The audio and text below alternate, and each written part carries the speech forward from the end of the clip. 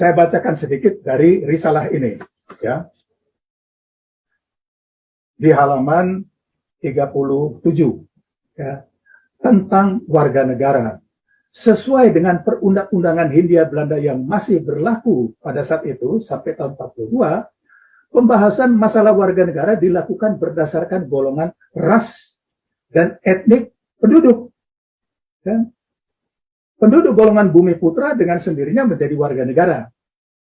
Penduduk golongan timur asing keturunan Arab yang diwakili oleh A.R. Baswedan, nah ini kakeknya Anies Baswedan, ya. Ya, Pak Anies, ya.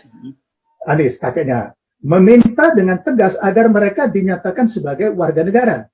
Oh, oke. Ya. Jadi, ya. Dengan alasan ajaran Islam serta tradisi Arab. Ya, penduduk golongan timur asing keturunan Tionghoa terbagi antara mereka yang berkehendak dinyatakan sebagai warga negara diwakili oleh Lim Kun Hian.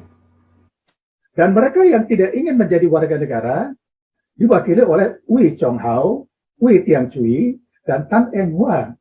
Sedangkan penduduk keturunan Eropa yang diwakili oleh A.F. Daller, Peter Daller, ya, Frederick Daller, meminta agar dinyatakan menjadi warga negara Indonesia untuk negara yang akan didirikan.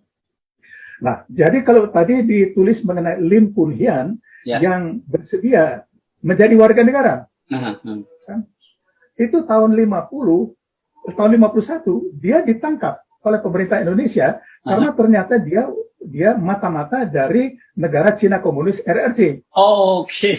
Ya. Oke. Jadi dia dan kelompoknya yang kemudian ini mereka tergabung dalam Baperki, ya, Badan Permusyawaratan Kewarganegaraan Indonesia yang dipimpin oleh Xiao Biok Chan. Ya. Ini mereka berafiliasi kepada PKI, ya, dan berorientasi pada RRC, dan mereka pengagum Mao Zedong. Jadi jadi bisa disimpulkan sementara ini adalah bahwa sejak awal orang Arab itu bulat udah menyatakan dia sebagai warga negara Indonesia. Ke Cina itu terbagi-bagi, satu kelompok yang menyatakan ini menjadi warga negara Indonesia ternyata dia mata-mata Cina gitu ya. Mata-mata Cina komunis. Ya. Cina komunis ada Cina dua. Komunis. Ya. Kan ada Cina Taiwan. Ada komunis gitu ya, Pak, ya. Ya, ada Kuomintang. Ya. Kuomintang itu di bawah Chiang Kai-shek, ya. Nah, kalau Kuomintang yang mayoritas Kuomintang bagaimana? Apakah dia ingin menjadi warga negara atau mereka tidak ingin menjadi warga negara? Tidak. Justru mereka tidak mau. Oh, oke. Ya, mereka menolak. Mereka menolak, bahkan menjadi warga negara pun mereka menolak.